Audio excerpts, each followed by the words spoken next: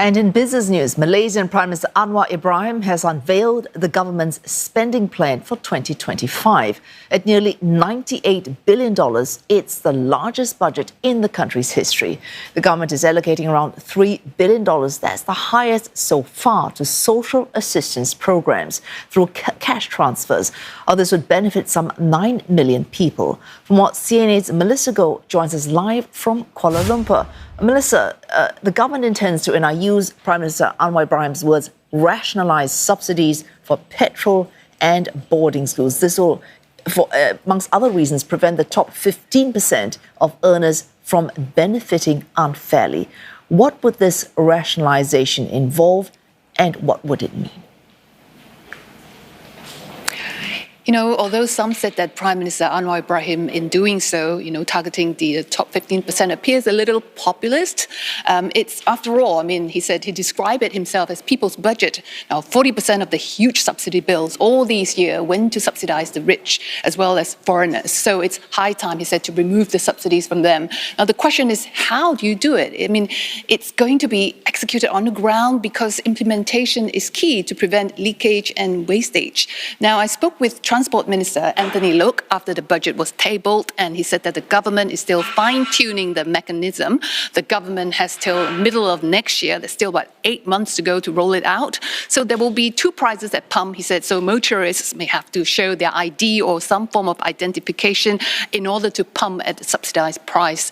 Now, the main point here is majority of the population will not be affected by the petrol price increase. Now, the government will have to fork out still some 12 billion ringgit, some $2.8 billion to subsidize 85% of the population. Now, the savings of some $1.8 billion will be used to improve healthcare, education, and the welfare of the people. Now, Prime Minister Anwar, he was rather cautious. It is seen as rather cautious move in dealing with the subsidy, and that's understandable because people are so spooked by this RON95 subsidy cut, which may send prices skyrocket, they said. Now, already many are struggling with their daily lives in putting food on the table with rising costs. Now, let's hear it from Mr. Anwar himself. He took great pain to explain and to assure the people during the almost 3-hour-long speech. Kerajaan akan mengekalkan subsidi untuk majoriti rakyat seperti penyasaran subsidi elektrik.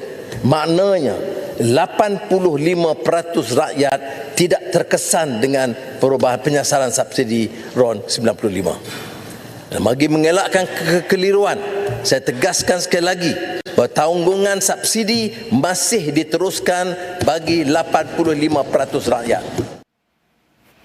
Our subsidies will stay in place for 85%. We just heard that from Prime Minister. Of course, as you mentioned, Melissa, talk of subsidies always spooks people, and it could affect growth because it affects consumer sentiment, also affecting the amount of revenue government has to generate growth in the country.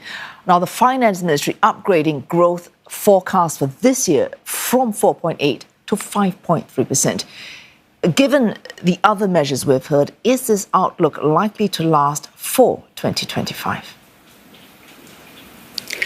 Well, looking at the numbers and the projections laid out in the budget and the economic outlook report, Prime Minister Anwar's government is bullish that growth in 2025 is going to come in just as strong, between 4.5% and 5.5%, supported by strong domestic demand and high investment and higher trade with improved global economy. Now, Malaysia is in kind of a sweet spot, being one of the beneficiaries of China Plus One policy. The E&E sector, especially the semiconductor industries, is thriving, driven by the AI boom. The big global tech companies are coming in one after another, with data centers mushrooming across the country, especially in the southern state of Johor.